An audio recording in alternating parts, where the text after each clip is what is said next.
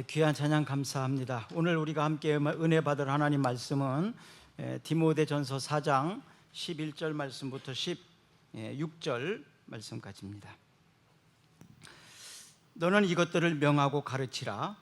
누구든지 내 연소함을 업신여기지 못하게 하고 오직 말과 행실과 사랑과 믿음과 정절에 있어서 믿는 자에게 본이 되어 내가 이를 때에까지 읽는 것과 권하는 것과 가르치는 것에 전념하라. 내 속에 있는 은사 곧 장로의 회에서 안수 받을 때 예언을 통하여 받은 것을 가볍게 여기지 말며 이 모든 일에 전심전력하여 너의 성숙함을 모든 사람에게 나타나게 하라. 내가 내 자신과 가르침을 살펴 이 일을 계속하라. 이것을 행함으로 내 자신과 내게 듣는 자를 구원하리라. 아멘. 우리 교회당 뒤쪽으로 건산천이 흐르고 있습니다. 건산천은 비가 오면 물이 많이 갑자기 흐르지만 비가 안 오면 거의 마른 천입니다. 그래서 건산천이라고 그러는데 몇 년 전에 공사를 하면서 양쪽에 벚꽃이 피는 나무를 심어놨습니다. 고사된 나무도 있지만 지금 대부분 잘 자랐는데, 그런데 천 건너편에는 나무가 아주 크게 아주 굵직하게 자랐어요. 그런데 천 이쪽 편으로는 나무가 좀 가늘고 크지 못하는 그런 나무로 같이 심었는데, 똑같은 나무를 심었는데 지금 몇 년이 지나고 난 다음에 그렇게 많이 차이가 있습니다. 무엇 때문일까요? 아마도 제 생각으로는 뭐 비슷한 땅이니까 우성 아파트가 이렇게 높이 있다 보니까 겨울 근처, 가을 후반부터 봄 초반까지는 그늘이에요, 대부분. 근데 천변 저쪽으로는 햇볕이 1년 내내 잘 들어갑니다. 그래서 햇볕을 많이 본 곳은 나무가 튼튼하게 잘 자랐는데, 그렇지 않은 곳엔 몇 년 지나니까 이렇게 많이 차이가 나더라.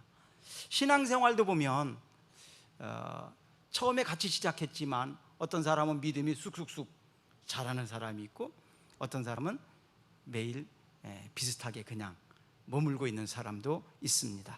신앙생활은 성숙을 향한 여행이어야 됩니다. 건강을 위해서 음식과 운동 뭐 이런 것들이 굉장히 중요하죠.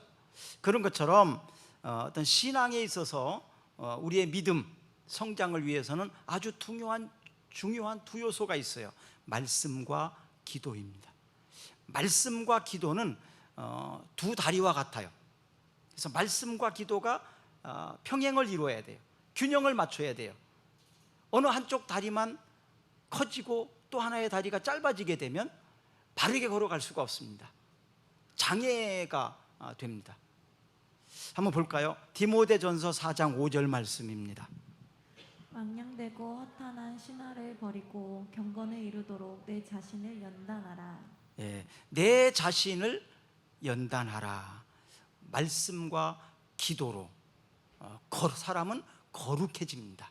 말씀과 기도로 거룩해지기 때문에 우리는 내 자신을 허탄한 신화, 망령된 일을 버리고 경건에 이르도록 우리를 훈련해야 됩니다. 연단해야 됩니다. 그럴 때에 우리가 건강한 신앙생활을 할 수가 있어요. 자, 에베소 4장 13절과 14절을 보겠습니다. 우리가 다 하나님의 아들을 믿는 것과 아는 일에 하나가 되어 온전한 사람을 이루어 그리스도의 장성한 분량이 충만한 데까지 이르이니, 이는 우리가 이제부터 어린아이가 되지 아니하여 사람의 속임수와 간사한 유혹에 빠져 온갖 교훈의 풍조에 밀려 요동하지 않게 하려 함이라. 어린아이가 되지 말고 장성한 분량에까지 계속 자라나야 됩니다. 천변에 가보면 그 벚나무가 전에는 처음에 심었을 때에는 그 나무가 흔들리거나 넘어지지 않게 하기 위하여 고인목을 이렇게 세워놨었어요. 근데 지금은 이제 그 고인목이 필요가 없습니다. 그 나무가 뿌리가 이미 든든하게 내렸고 또 나무 스스로가 혼자 설 수 있기 때문에 그렇습니다. 우리의 신앙생활도 그렇습니다. 스스로가 이제는 설 수가 있고 고인목이 필요하지 않은 그 성인이 되도록 이렇게 성장해야 됩니다. 건강한 사람은 키가 크다고 건강한 게 아니에요. 몸무게가 많이 나간다고 건강한 게 아닙니다. 교회도 뭐 큰 사이즈라고 건강한 교회가 아닙니다. 건강한 사람, 건강한 교회는 성장 호르몬이라는 게 있잖아요. 성장 호르몬. 이 성장 호르몬이 결핍하게 되면 행복감이 저하된다고 합니다. 또한 우울증도 많이 생기기도 하고요.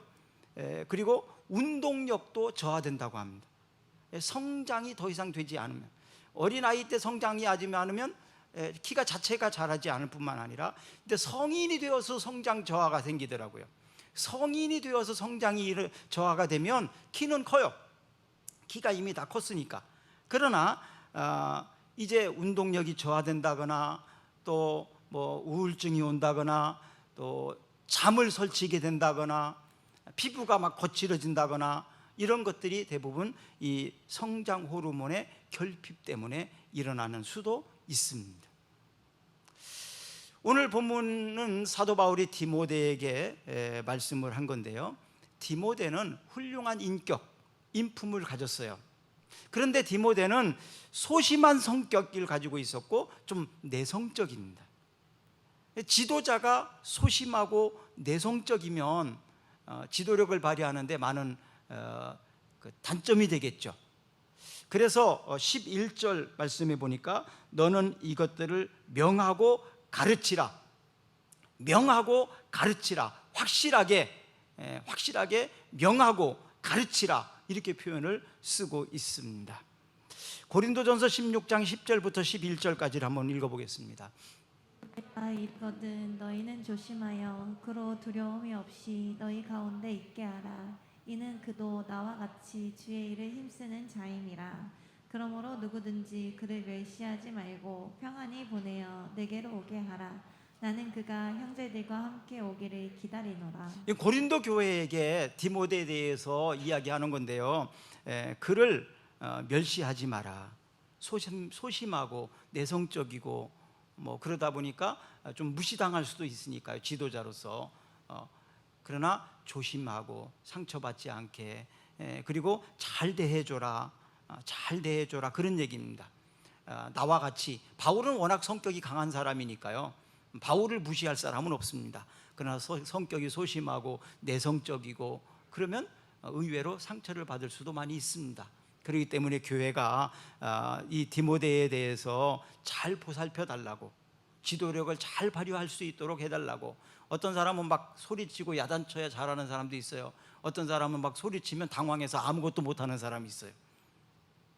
그래서 이 디모데 같은 사람은 바로 조용조용하게, 소심하니까 잘 보살펴 줘야 되고 또 칭찬을 많이 해줘야 되고 그렇다는 얘기예요.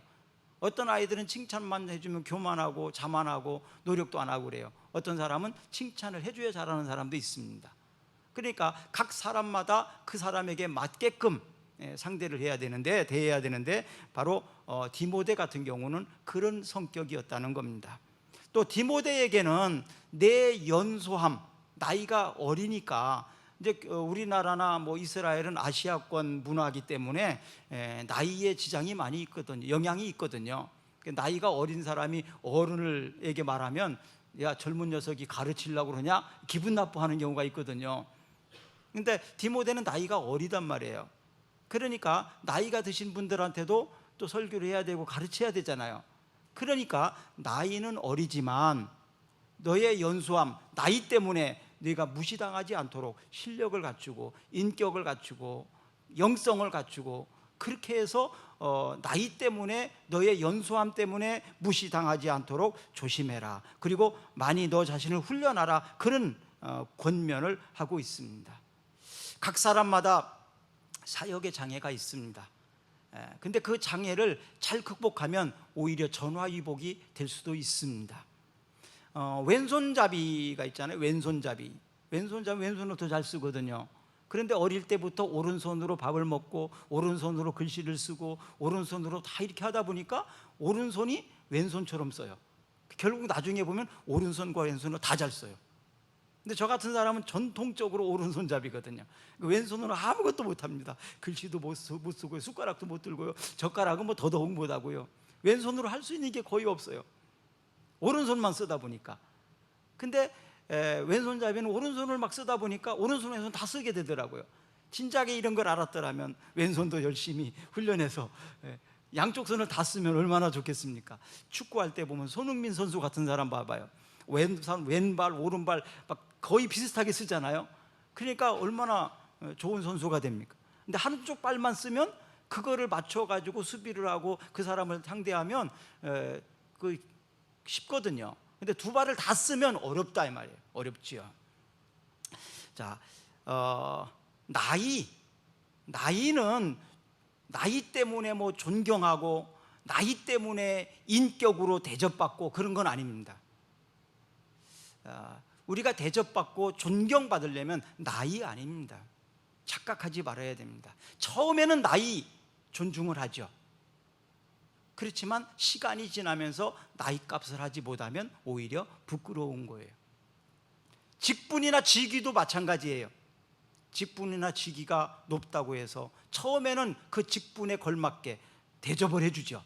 그러나 시간이 지나면서 그 직분과 직위에 따라서 그만한 인물과 실력과 능력을 갖추지 못하게 되면 이제 무시하게 됩니다. 오히려 더 부끄럽게 되는 거예요. 그러면 존경받는 인격 형성은 무엇입니까? 오늘 본문 12절을 한번 읽어보겠습니다. 누구든지 내 연수함을 업신여기지 못하게 하고 오직 말과 행실과 사랑과 믿음과 정절에 있어서 믿는 자들에게 본이 되어, 여기 5가지가 나오죠. 말과 행실과 사랑과 믿음과 정절, 이것은 인격을 형성하는 요소입니다. 여기 나이가 없죠. 뭐 힘이 센 것도 없죠. 돈을 많이 가진 것도 아니죠. 어떤 직위를 말하지도 않죠. 많이 배운 것을 말하는 것도 아닙니다. 우리의 인격을 정말 존경받는 인품을 만드는 일에 있어서 5가지 요소를 얘기하고 있습니다. 다시 한번 보십시다. 말과 행실과 사랑과 믿음과 정절. 금주에는 추석 명절이 있습니다. 이 5가지 요소, 이 5가지 요소를 여러분 신경을 쓰셔야 됩니다. 말하는 일 신경 써야 돼요. 행동하는 것도 조심해야 됩니다. 그리고 무엇을 하든지 사랑으로, 그리고 믿음에 걸맞는 사람, 믿음이 있는 말. 교회를 다니는 사람이 믿음이 없는 말, 믿음이 없는 행동을 하게 되면 부끄러움을 당하는 겁니다. 믿는 사람이지 않습니까? 그러니까 믿는 사람답게, 그리고 정절, 이 5가지 요소, 이것은 인격을 형성하는 요소입니다. 그렇기 때문에 이 5가지에 있어서 전심전력해라. 전심전력해라. 전심전력한다는 얘기 뭐예요? 최선을 다하자는 얘기입니다. 최선을 다하자. 그래서 오늘 설교 제목은 전심전력하여 성숙함을 보이라, 이겁니다. 전심전력하여 성숙함을 보이라. 그 성숙함에는 5가지 인격을 형성하는 요소가 있습니다. 다시 한번 잃어버리지 않게 하겠습니다. 말과, 그 다음에 행실과, 그리고 사랑과 믿음과 정절입니다. 또 7절을 한번, 본문 이전에 있는 말씀인데요, 7절을 한번 볼까요? 망령되고 허탄한 신화를 버리고 경건에 이르도록 내 자신을 연단하라. 내 자신을 연단하라. 또 13절을 읽어볼까요? 내가 이를 때까지 읽는 것과 권하는 것과 가르치는 것에 전념하라. 하나님의 말씀을 많이 공부해야 됩니다. 그리고 또 가르치는 일, 이런 일도 열심히 해야 된다. 권하는 일, 이런 것도 열심히 해라. 이것은 디모데에게, 그 디모데가 목회하는 일에 있어서 열심을 내도록 이렇게 조언을 하고 있습니다. 또 14절을 볼까요? 14절. 내 속에 있는 은사 곧 장로의 회에서 안수받을 때에 예언을 통하여 받은 것을 가볍게 여기지 말라. 이건 은사를 받은 것, 하나님이 주신 은혜, 하나님이 주신 선물들, 달란트, 은사, 이런 것들을 가볍게 여기지 마라. 이것을 가지고 사역하는 일에 총동원해서 모든 자원을 활용해서 해라, 이런 얘기예요. 모든 자원을 활용해서. 아까 축구 얘기를 했으니까 다시 축구를 한번 해보면, 손흥민 선수가 발로만 차나요? 아니죠. 머리로도 하고, 무릎으로 뭐 트래핑도 하고, 하여튼 온몸을 다해서 다 사용해서 축구를 하잖아요. 막 열심히 달리고. 그런 것처럼 모든 것을 최선을 다해서 다 활용할 수 있어야 된다. 그러기 위해서는 내 몸을 전체를 다 훈련하고 연단해야 됩니다. 그렇게 해야 모든 몸을 다 사용할 수 있습니다. 사용하지 않아도 우리 몸은 어차피 나이가 들면 다 늙어집니다. 못 쓰게 됩니다. 사용하지 않으면 더 못 쓰게 됩니다. 자꾸 활용을 해야 더 잘 쓰는 거지, 활용 안 하면 더 못 쓰게 돼요. 그래서 계속 안 쓰면 어떻게 되나요? 계속 안 쓰면 도태됩니다. 쇠로 말하면 녹이 슬어버려요. 녹이 슬으면 이제 못 쓰는 거예요. 그런데 계속 쓰면 어떻게 해요?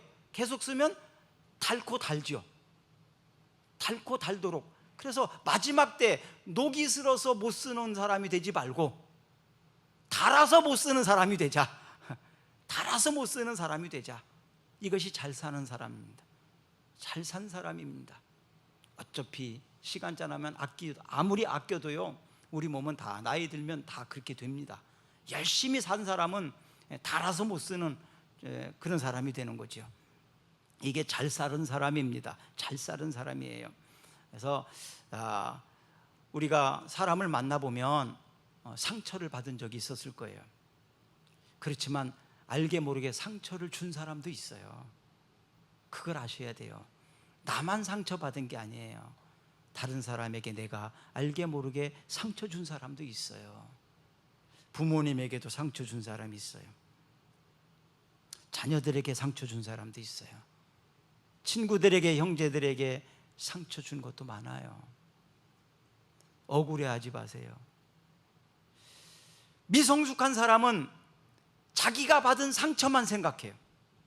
내 감정만 자꾸 생각해요. 내가 지금 한 말 때문에 상대가 상처받았다는 생각을 못해. 내가 한 행동 때문에 다른 사람이 상처받았다는 걸 의식하지 않고 내가 받은 상처만 자꾸 집중을 하게 돼요. 그런데 좀 성숙한 사람은 내가 한 말 때문에, 내가 한 행동 때문에 다른 사람에게 상처를 주진 않았는지, 피해를 주지는 않았는지, 이런 것들을 돌아보게 됩니다. 돌아보게 됩니다. 돌이 뭐가 나면요, 날카로워지게 되죠. 가시처럼 막 찌릅니다. 우리가 길을 가다 보면 자연돌이 있어요. 자연석. 그런 것들은 매끈매끈해요. 그래서 맨발로 걸어가도 발을 찌르지 않아요. 부드러워요. 그런데 쇠석이라고 있습니다. 큰 돌을 깨서 만든 쇠석이 있습니다. 땅이 질거나 그럴 때 그런 자갈을 깐다고 그러잖아요. 근데 자연석을 깔은 곳은 맨발로 가도 괜찮아요. 그런데 깨서 만든 쇠석은요, 굉장히 날카롭습니다. 이것은 발을 찌를 뿐만 아니라 신발도 찌를 수 있고 차가 펑크 날 수도 있습니다. 자전거를 타고 가면 펑크 납니다. 거의 90% 펑크 납니다. 그런 데 가면. 그만큼 날카롭습니다. 이 깨부신 상처가 나는 그런 쇠석처럼 우리가 다른 사람에게 가시처럼, 고슴도치처럼 많은 사람에게 상처를 주고 찌르는 사람은 아닌지. 이것은 왜 그러면 이런 상처를 줍니까? 성숙하지 못했기 때문에 그래요. 성숙하지 못했기 때문에, 성장하지 않았기 때문에 상처가 자꾸 많은 거예요. 내가 상처받은 사람은 또 다른 사람에게 상처를 줄 가능성이 상당히 많습니다. 내 몸이 지금 아파요. 내가 너무 힘들어요. 그러면 다른 사람을 돌아볼 여유가 없거든요. 내가 좀 마음이 편안해야지, 내가 건강해야지 다른 사람을 돌아볼 수 있는 여유가 있어요. 그러면 이 건강과 나의 어떤 상처, 이것은 어디 가서 치유를 받습니까? 그래서 주님께서는 수고하고 무거운 짐진 자들아 다 내게로 오라, 내가 너희를 쉬게 하리라. 주님 앞에 와서 쉼을 얻고 안식을 얻고 또 치유를 받고 그리고 건강한 사람이 되어서 가야 돼요. 그런 상태에서 학교를 가고 직장을 가고 가정으로 돌아가야 됩니다. 그러면 은혜 받고 예배 드리고 건강한 사람이 되어서 집을 가면, 아까 아침에 교회 갈 때만 해도 막 쌩쌩 찬바람도 불고 막 날카롭고 가시돋친 말을 하고 막 그러고 왔는데 교회를 딱 갔다 오더니 태도가 바뀌어요. 밥 먹었니? 무슨 뭐 그냥 이제 태도가 온유한 사람으로 바뀌어요. 너그러운 사람으로 바뀌어요. 이렇게 돼야 됩니다. 왜? 주님 앞에 와서 내가 안정을 찾았거든요. 주님 앞에 와서 내가 치유를 받았거든요. 주님 앞에 와서 위로를 받았거든요. 그리고 주님이 우리를, 야, 내가 너 다 안다. 너 얼마나 수고했니? 애썼다. 내가 알아주면 되지 않니? 그러니까 다른 사람한테 굳이 알아달라고 하지 마. 나는 누가 알아주냐고, 나는 누가 보상해 주냐고, 그 말 하지 말라고요. 주님이 알아주시면 됐고 주님이 보상해 주시면 되지 않습니까? 더 이상 뭐 그렇게 많이 필요하겠습니까? 이런 신앙과 이런 믿음을 가지고 주님 앞에 나온 사람들은 100% 치유를 받습니다. 그래서 교회 나와서 예배 드리고 치유를 받고 돌아갈 때에는 신나요. 노래 부르면서 갑니다. 오면서 막상 서로 싸우고 왔다 하더라도 집을 돌아갈 때에는 찬양하면서 신나게 돌아갈 수 있어야 됩니다. 왜? 주님을 만나고 왔으니까요. 주님과 예배하고 왔지 않습니까? 이런 사람만 돼 보십시오. 그럼 여러분 집에서 안 믿는 남편이라도, 안 믿는 부모님이라도 예배 시간, 교회 갈 시간이 되면 미리 체크해 놨다가 빨리 교회 가라고 할 거예요. 그렇잖아요? 왜? 교회 갔다 오면 변하거든요. 교회 갔다 오면 악마가 천사가 되거든요. 근데 교회 가지 말라고 하겠어요? 근데 교회 다니나 안 다니나 똑같이 행동하니까 뭐 교회 가나 안 가나 똑같은데, 갈 때 화내더니 올 때 또 화내. 이 뭐예요 도대체? 그러면 안 된단 말이에요. 그래서 교회는 그런 사람들이 치유받아야 됩니다. 그리고 건강한 사람이 되어서 돌아갈 수 있어야 됩니다. 이사야 55장 6절과 7절을 보겠습니다. 너희는 여호와를 만날 만한 때에 찾으라. 가까이 계실 때에 그를 부르라. 악인은 그의 길을, 불의한 자는 그의 생각을 버리고 여호와께로 돌아오라. 그리하면 그가 긍휼히 여기시리라. 우리 하나님께로 돌아오라. 그가 너그럽게 용서하시리라. 아멘. 하나님은요 너그럽게 용서하시는 분이세요. 하나님 앞에 와서 용서함을 받고 치유함을 받고 그리고 은혜를 입고, 이제 내가 은혜를 입었고 내가 용서함을 받았으니 나에게 잘못한 사람 또 내가 너그럽게 용서해주고 받아주고 그럴 수 있는 사람이 될 수 있는 거예요. 하나님께서는 모든 사람들에게 이런 은혜를 주시기를 원하십니다. 그리고 이건 선물입니다. 선물은 대가가 필요 없어요. 선물은 공짜입니다. 그냥 받기만 하면 내 것이 되는 거예요. 모든 사람들에게는 하나님은 은사를 선물로 주셨습니다. 그래서 사람마다 다 재주가 있어요. 다 재주가 있어요. 그 재주, 그 은사 없는 사람은 아무도 없습니다. 곰도 굴르는 재주가 있다고 그러잖아요. 모든 사람들은 다 은사가 있어요. 잘 찾아보세요. 있어요. 그 은사를 잘 활용하셔야 됩니다. 자, 에베소 4장 11절과 12절 다시 한번 읽어봅니다. 시작. 그가 어떤 사람은 사도로, 어떤 사람은 선지자로, 어떤 사람은 복음 전하는 자로, 어떤 사람은 목사와 교사로 삼으셨으니 이는 성도를 온전하게 하여 봉사의 일을 하게 하며 그리스도의 몸을 세우려 하심이라. 아멘. 그렇죠? 모든 사람들에게 각각 은사를 주셨는데 한 사람에게 다 주지 않았어요. 각 사람마다 필요한 은사들을 골고루 나눠주셨어요. 필요한 만큼, 또 감당할 수 있는 만큼. 그럼 어떤 사람에게는 많이 주고 어떤 사람에게는 조금 주는 것 같은 느낌이 있죠. 어떤 사람은 큰 거를 주고 어떤 사람은 좀 작은 거를 주는 것 같죠. 여러분, 그게 은혜입니다. 그게 은혜입니다. 감당할 수 없는 사람에게 큰 거를 줘버리면 그게 짐이 되는 거예요. 그것 때문에 망하는 거예요. 그래서 사실은 오히려 작은 거 받은 사람이 더 좋아요. 그런 면에서 보면. 그러면 큰 것을 준 사람은 그만큼 책임이 큰 거예요. 나라에서 큰 일을 맡은 사람들은 그만큼 책임이 큰 거예요. 많이 배운 사람은 그만큼 큰 거고, 많은 재물을 가진 사람은 그만큼 책임이 큰 거예요. 전심전력한다는 것은 마음과 힘을 한 군데로 집중시키는 겁니다. 그러면 한 군데로 마음을 집중시켜야 될 게 뭡니까? 성장이에요. 성숙해 가는 것입니다. 그러면 성장하고 성숙하기 위해서 마음을 집중하라고 그랬는데, 힘을 집중하라고 했는데, 그러면 집중하지 못하게 하는 부분들이 있잖아요. 각 사람마다 다 있어요. 집중하지 못하게 하는 것이 있거든요. 그런 것들 어떻게 해야 됩니까? 미루든지 아니면 위임해야 됩니다. 다른 사람이 할 수 있도록 위임을 해야 돼요. 그렇지 않으면 내가 그거 다 해야 되니까 내가 진짜로 해야 되고 집중하는 일에 집중할 수가 없어요. 내가 꼭 해야 되는 일에 집중을 하지 못합니다. 어떤 사람은 그런 말을 하거든요. 자기가 해야 되는 일을 안 하고 다른 일 하느라고 그걸 미뤄놔서 못했어요, 결국. 그럼 왜 그거 안 했냐 그러면 뭐라고 말해요? 아, 내가 이것도 해야 되고 저것도 해야 되고 이런 일도 해야 되고 막 그랬는데 바빠 죽겠는데 내가 그걸 언제 하냐고. 이것은 변명이에요.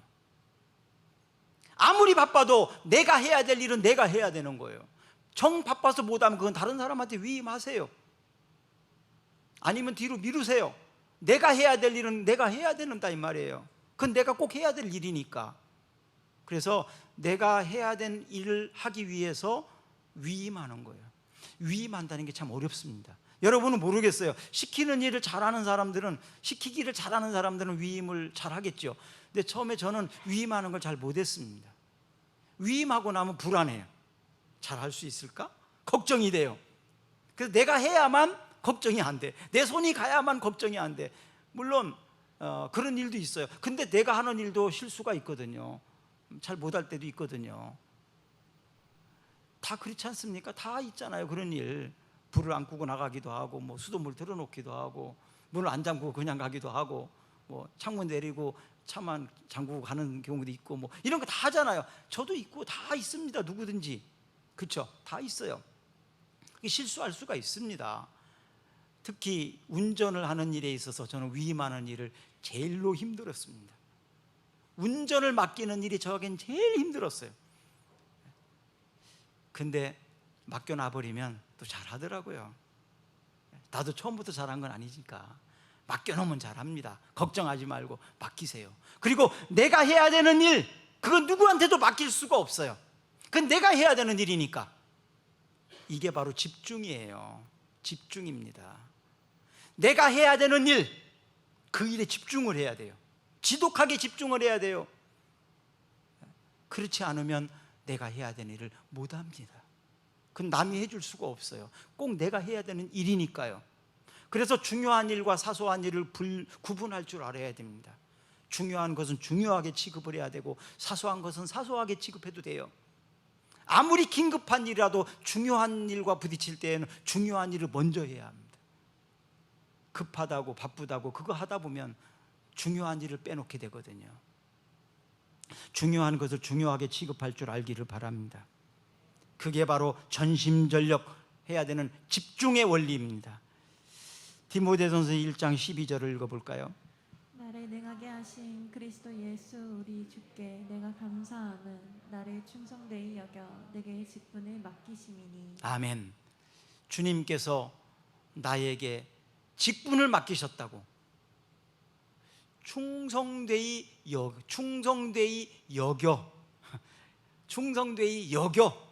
충성되기 때문에 라기보다도 충성되이 여겨라는 말을 썼어요. 그때 그 주님을 생각해 봅니다. 주님이 나에게 영혼을 맡길 수 있을까요? 생명을 맡길 수 있을까요? 주님의 기준으로 볼 때, 주님의 능력과 주님의 완벽함, 그런 것들로 볼 때 나한테 맡길 수 있었을까요? 실수하면 어떻게 해요? 사람 해하면 어떻게 해요? 상처 주면 어떻게 해요? 맡길 수가 없지 않습니까? 나 같으면 못 맡겼을 것 같아요. 그런데 주님은 충성되이 여겨 내게 직분을 맡기셨다고. 그러면 주님이 직분을 맡겨놓고 나 몰라라 하십니까? 그렇지 않아요. 주님이 맡기셨으니까 주님이 나를 통해서 일하십니다. 그러니까 주님이 나를 통해서 일하신다는 것을 믿으라 이 말이에요. 주님이 내 손을 잡고 있다는 사실을 믿으라 이 말이에요. 그러면 그때부터 담대함이 생깁니다. 운전할 때 운전 옆에 잘하는 사람이 앉아 있으면 어떻습니까? 당황되고 막 신경 쓰여가지고 운전 잘 못하잖아요. 그러면 막 더 실수를 많이 해, 잘할 수 있는데도. 그럼 옆에 있는 사람은 어떻게 해요? 자기 기준으로 보니까 답답하잖아요. 나중에는 막 큰 소리가 나오죠. 그것도 하나 못하냐고. 이렇게 나올 수 되는 거예요. 그럼 어떻게 해야 될까요? 저는 그랬습니다. 자꾸 잔소리를 하게 되니까 의자를 탁 눕혀놓고 안전벨트 꽉 매고 눈 감아버려요. 그러니까 하더라고요. 여러분, 맡기세요. 주님이 우리에게 맡기신 것처럼. 그리고 내가 해야 될 일에 집중하세요. 마음과 힘을 모으세요. 이 원리입니다. 성숙하는 일을 위해서 우리가 그렇게 해야 됩니다. 자, 명절 때 사소한 문제 갖고 싸우지 마세요. 사소한 문제 갖고 말다툼하지 마세요.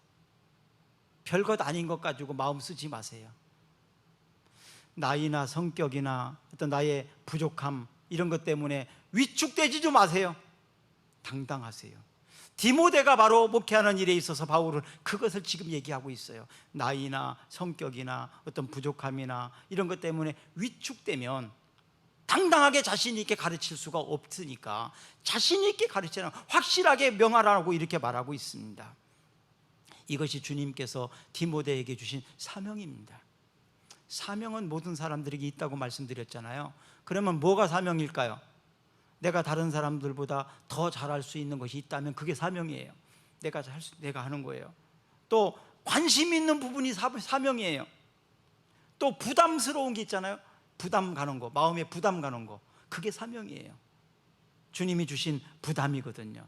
또 내가 더 가진 것이 있다면 그것이 사명이에요. 내 눈에 자꾸 눈에 띄어요. 그럼 그게 또 사명이에요. 그렇게 하면 그 공동체에서 부족함이 없게 됩니다.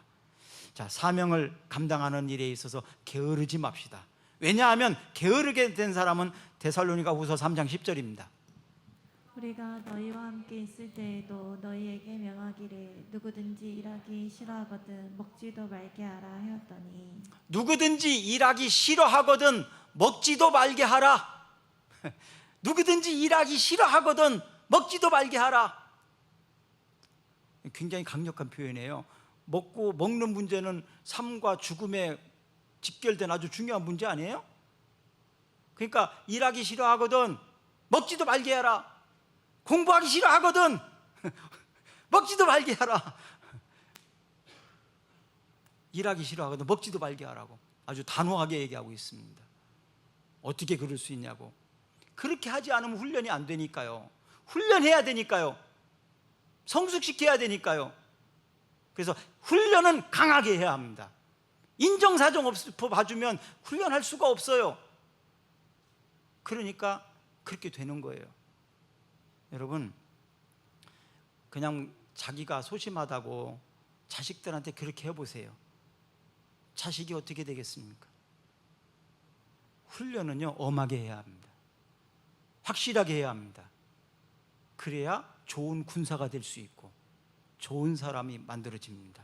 이래도 저래도 그냥 이쁘다고 하면 나만 이쁘지 다른 사람한테는 안 이뻐요. 인간 노릇 못합니다. 여러분, 일하기 싫어하거든 먹이지도 말라.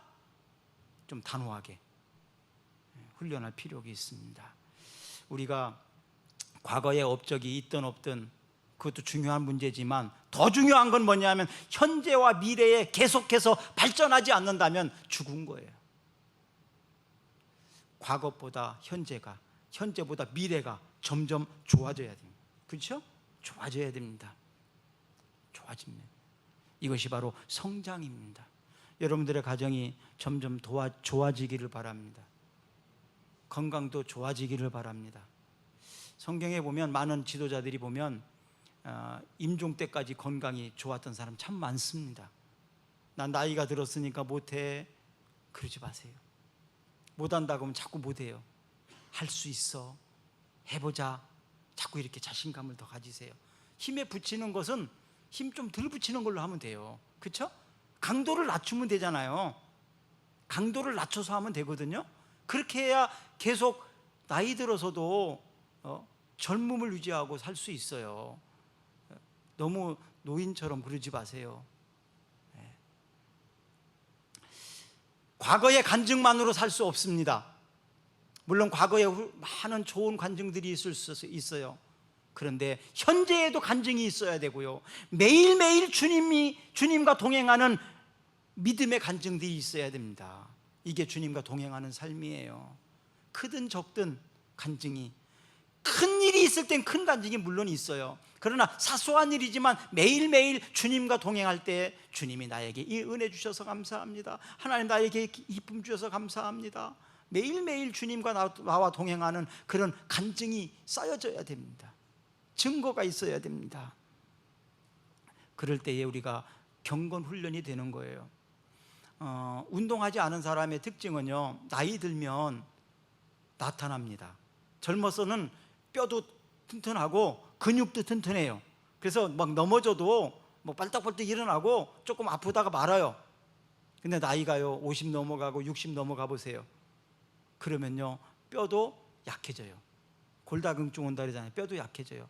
그 뼈가 부러져 버립니다. 뼈가 약하니까 넘어지면 뼈가 부러져요. 또 근육이 없다 보니까, 뼈를 잡아주질 못하다 보니까 뭐 연골도 닳아지고 힘도 없어지게 되고 그래요. 그럼 어떻게 해야 됩니까? 근육도 빠지게 되고 뼈도 약해지는데 그거 어떻게 극복합니까? 음식으로도 해야 되지만 더 중요한 건 운동입니다. 운동하세요. 근력 운동도 하고 운동하셔야 됩니다. 운동 안 하면 이제 뼈 때문에 딱 넘어지면 뼈 부러져 버립니다. 저도 이제 일주일에 한 번씩 자전거를 타잖아요. 가끔 한 번씩 넘어지기도 해요. 막. 근데 아직은 넘어져도 괜찮더라고요. 그래서 보니까 그만큼 튼튼해진 거예요. 그 전에 탁구만 칠 때 보니까 3층까지 올라가도 어떨 때 무릎이 아파가지고 옆으로 올라갈 때도 있었어요. 무릎이 너무 아파가지고 옆으로, 어떤 때 뒤로 올라갈 때도 있었어요. 처음 들었죠. 처음 듣죠. 물론 그것 때문에 병원 가본 적은 없어요. 근데 다른 운동을 또 시작하면서요, 지금은 무릎이 안 아파요. 막 계단 막 올라고 내려도 괜찮아요. 그래서 왜 연골은 닳았을 텐데 뭐 때문일까요? 근육이 생긴 것 같아요. 근육이 생기니까 뼈도 보완되고 또 연골이 닳아도 붙잡아 주는 것 같아요. 그러니까 무릎이 안 아파요. 병원 간 적 없습니다, 물론. 그래서 운동이 참 중요하다. 운동하세요. 운동하세요. 운동하셔야 됩니다. 그래야 넘어져도 뼈 안 부러진다고요. 신앙생활도 똑같아요. 신앙생활도 어떻게 한 번도 안 넘어지고 한 번도 안 시험 들을 수가 있어요? 신앙생활 하다 보면 시험 들 때 있죠. 시험 드는 게 뭐예요? 넘어지는 거거든요. 그러면 넘어지면 뼈가 부러진다고 했는데 신앙생활 하다가도 넘어지면, 시험 들면 어떻게 될까요? 근육이 없으면 못 일어나요. 뼈가 부러져 버려요. 그러면 넘어져도 괜찮으려면 어떻게 해야 됩니까? 신앙생활도 그래서 넘어져도 괜찮도록 훈련해야 됩니다. 말씀과 기도로 훈련하는 겁니다. 그럴 때에 시험이 오고 넘어져도 벌떡 일어나서 다시 뛰어갈 수 있어요. 자, 우리 사람이 어떻게 한 번도 안 넘어지고 살 수 있습니까? 넘어져도 괜찮게 운동하세요. 시험 들어도 괜찮게 말씀과 기도로 운동하세요. 그래서 넘어져도 나는 괜찮아, 시험이 와도 나는 괜찮아, 이렇게 훈련돼야 됩니다. 이렇게 훈련되면 괜찮습니다. 저희 아버님이 고관절 넘어져서 고관절 때문에 돌아가셨거든요. 사실 고관절이, 나이 들어서 고관절이 부서지면 대부분 어렵다고 그러더라고요. 그래서 참 힘들대요. 그래서 나는 나이가 뭐 80인데 나는 저희 아버지는 90이 넘었으니까 90인데 무슨 운동을 아니요. 운동하셔야 돼요. 그러면 엉덩방아를 쪄도 고관절 안 부서져요. 힘이 근육이 있으니까. 그래서 운동하셔야 됩니다. 운동하셔야 됩니다. 신앙생활에 있어서도 운동을 잘 해야 됩니다. 경건 훈련하셔야 됩니다. 그래서 시험 들 일이 있어도 뻘떡 일어날 수 있어요. 넘어지지 않아요. 디모데전서 4장 8절 읽어봅니다.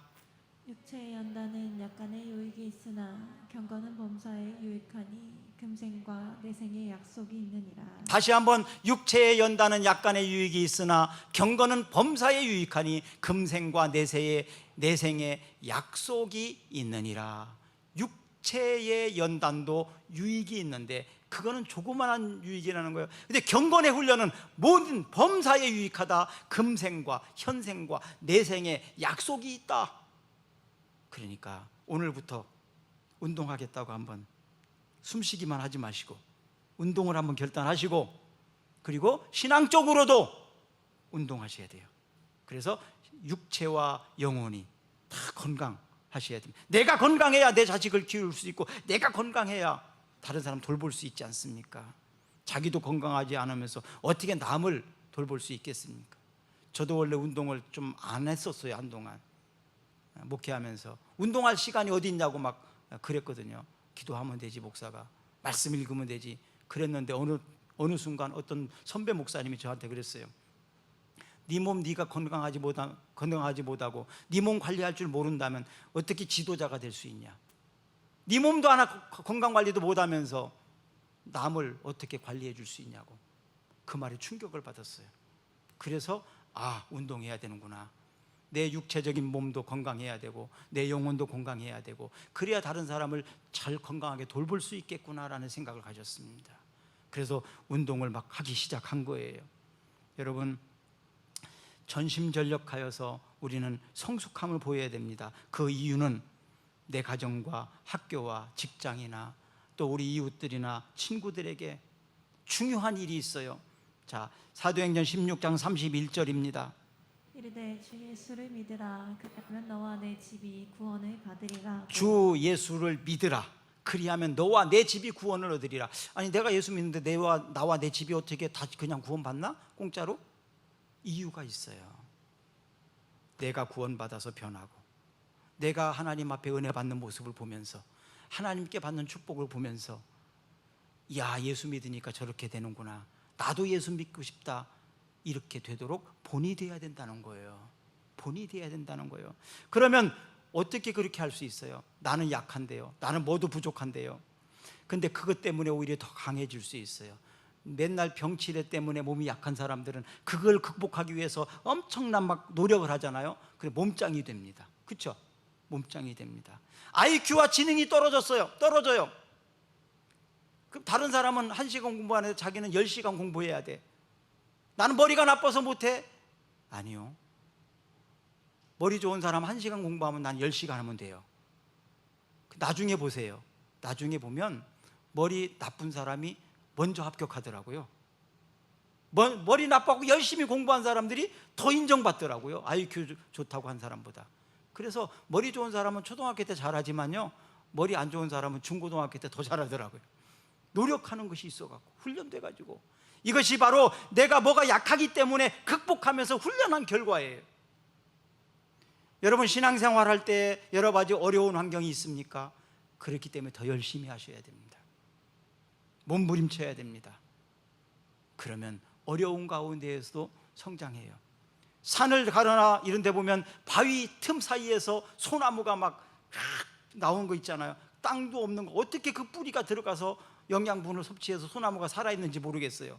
좋은 땅에 심어도 소나무가 잘 죽는데, 그런 거 보잖아요. 그런 비옥하지 않은 아주 어려운 곳에 바위 틈새에도 소나무는 크더라고요. 그거를 좀 보세요. 지독하게 어렵고 힘든데도 저렇게 멋있는 나무로 성장하는구나. 어려운 환경 속에서도 내 믿음 내가 지키고 훈련해서, 중요한 거 오늘 본문 16절입니다. 16절 말하고 싶어요. 자, 읽습니다. 내가 내 자신과 가르침을 살펴 이 일을 계속하라. 이것을 행함으로 내 자신과 내게 듣는 자를 구원하리라. 너와 너 자신과 듣는 사람, 다른 사람들도 다 구원해내는 이런 은혜.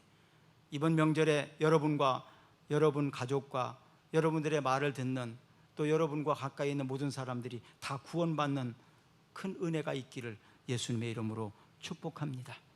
오늘 이 시간에는 자기 자신과 또 가족을 위해서, 또 우리가 명절에 만날 사람들을 위해서 중보하며 한 30초 정도만 같이 기도하는 시간을 갖겠습니다. 하나님, 우리에게 은혜 주셔서 하나님의 자녀 삼아 주셔서 감사합니다. 우리에게 믿음 주심을 감사합니다. 우리의 믿음의 진보가 있기를 원합니다. 내가 좀 말과 행실과 사랑과 믿음과 정절이 좀 인격적으로 형성되어서 성숙하기를 원합니다. 하나님, 이 명절에 내가 만나는 모든 사람들이 나로 인하여 은혜 받고 나로 인하여 구원받는 은혜가 있기를 원합니다. 하나님의 은혜를 끼칠 수 있는 우리가 되기를 원합니다. 하나님의 사랑을 나눌 수 있는 우리가 되기를 원합니다.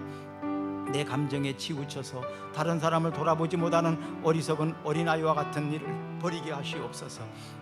이젠 좀 더 성숙한 모습으로 품고 포용하며 나눌 수 있는, 돌아볼 수 있는 저희가 되게 하여 주시옵소서.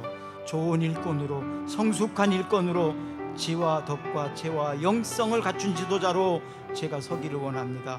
우리 교회 성도들, 우리 교회 재직들이 되게 해 주시옵소서. 예수님 이름으로 기도드리옵나이다. 아멘. 우리 다 같이 일어나셔서 찬양하겠습니다.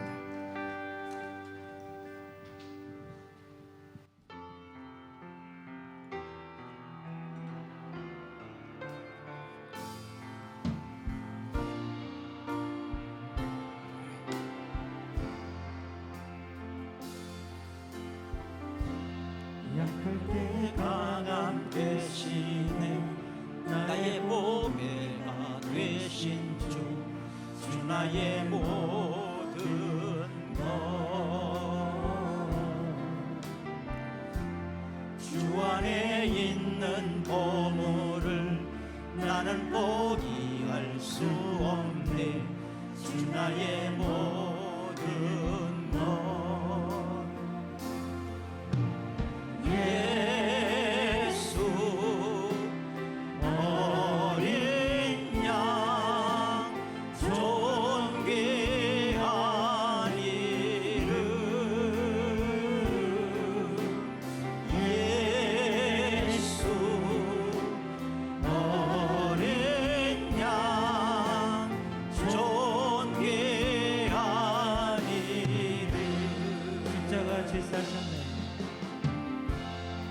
십자가 죄사하셨네 주님의 이름 찬양해 주 나의 모든 것 쓰러진 나를 세우고 나의 빈자를 채우네 주 나의 모든 것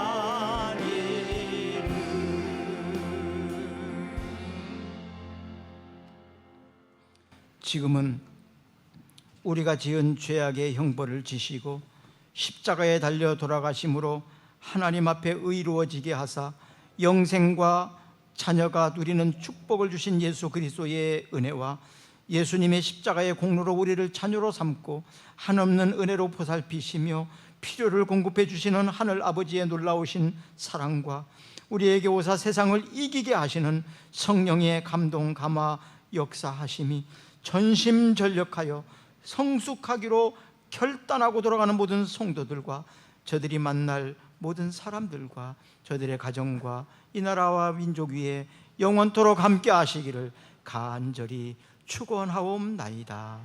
아멘.